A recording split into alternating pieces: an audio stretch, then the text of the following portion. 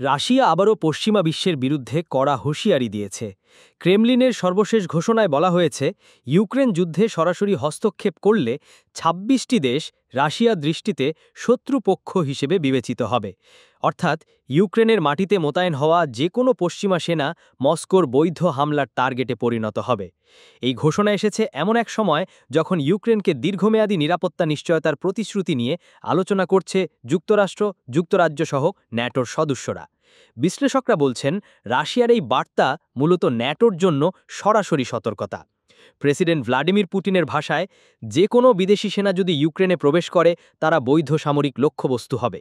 তিনি আরও দাবি করেছেন, পশ্চিমা দেশগুলোর অস্ত্র সহায়তা যুদ্ধকে দীর্ঘায়িত করছে এবং বৈশ্বিক নিরাপত্তাকে আরও ঝুঁকির মুখে ফেলছে।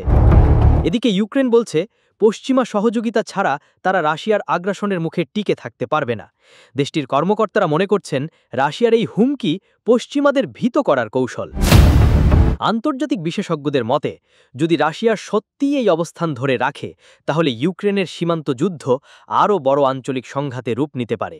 কারণ ন্যাটোর যে কোনো সেনার উপর হামলা মানেই সরাসরি পশ্চিমা শক্তির সঙ্গে রাশিয়ার সংঘর্ষ। বিশ্লেষকদের আশঙ্কা, ইউক্রেন যুদ্ধ যদি ইউরোপ জুড়ে ছড়িয়ে পড়ে তাহলে এটি দ্বিতীয় বিশ্বযুদ্ধের পর সবচেয়ে বড় সামরিক সংঘাত হয়ে দাঁড়াতে পারে।